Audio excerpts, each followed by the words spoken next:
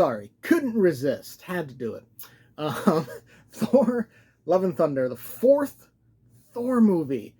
Really the only character to get his own fourth solo movie. We've had trilogies, and we've had characters appear in a whole bunch of shitload of movies, but their own self-titled movie. This is the first fourth in the MCU. Now, it only took Marvel 3 movies to figure out what to do with Thor, because the first movie, it was all right. The Dark World, it's honestly, it's best we don't speak of the Dark World.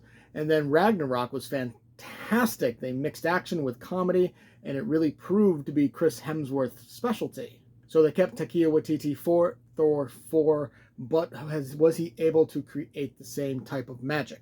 Honestly, in terms of content, humor, action, it's really kind of a carbon copy of Ragnarok. They took what made that movie work and they translated it over to Love and Thunder. And that's not necessarily a bad thing. They saw what worked, they saw what didn't work, the Dark World, and they continued it. There's a couple of good cameos, and they kind of took what they did in Ragnarok and they rehashed it, but in sort of a different way, but it was funny. We also saw a few characters return to the Thor franchise, though in very small parts. One, literally just one scene, and another, a quick blink and you'll miss it on a video screen where you hear his voice for a little bit. But this movie really was about Jane Foster. Now in the comics, and please somebody correct me in the comments if I'm wrong, because I'm not really a Marvel reader, as I've said multiple times, but I have friends who are, so I kind of know what happens. But in the comics, Jane Foster has cancer, and she uses the power of Mjolnir to keep the cancer at bay, but at the same time, the power of Thor is taking away the energy that's helping fight the cancer, so it's ultimately killing her. And they did that here, and honestly, I think they portrayed it pretty well. Jane Foster, Natalie Portman, she's both simultaneously badass as Thor, but also incredibly sympathetic when she's just lying there dying of cancer. It was not only great to see her back, but it was great to see her take center stage. She has a hell of a lot of badass moments and fight scenes, and Natalie Portman kills it. Christian Bale, even though he is great in his role as the God Butcher, it's kind of confusing because he goes throughout the movie like in and out of an accent. Like there's moments he has an accent, then there's moments he doesn't have an accent. There's like scenes where he just has a full-on accent, and then the next scene he has no accent.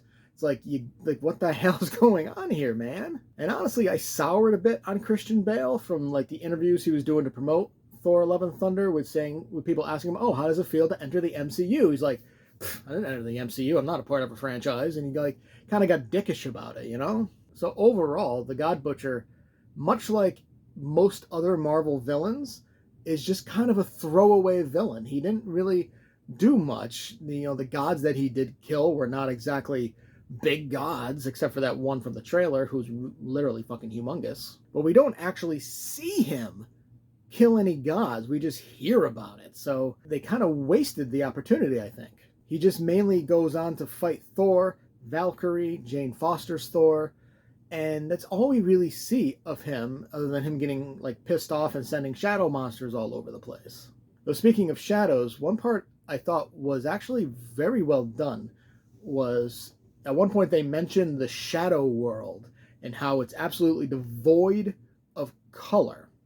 When the Thors and Valkyrie and Korg enter the shadow realm, the color actually disappears and it becomes a black and white movie. That was a nice touch and a very nice attention to detail. Now, I can't really talk too much about the story itself because it's a spoiler. And even though most people will be seeing this opening night, opening weekend, I still don't like to spoil things, so it's hard to really talk about the story. If anyone wants to say anything in the comments, feel free. I'll love to talk about it. But, upon first viewing, I don't want to spoil anything if by chance you have not seen it yet. But at the end of the day, Thor: Love and Thunder, it's not the best Thor movie. It's certainly not the worst Thor movie. That is still very much Thor: The Dark World, Thor 2, but it's definitely better than the first movie. It's second. It's second, because Ragnarok was great. And I think them trying to recapture the magic of Ragnarok is kind of what hindered Love and Thunder. Overall, it's great action. It's a decent story. It's fun. It's funny. There's emotional moments, and it's not a bad. Like I said, it's the second best Thor movie in the franchise. And granted, there's only 4, so that's not really saying too much. But still, it's the second best. I'm gonna give Thor: Love and Thunder a solid B.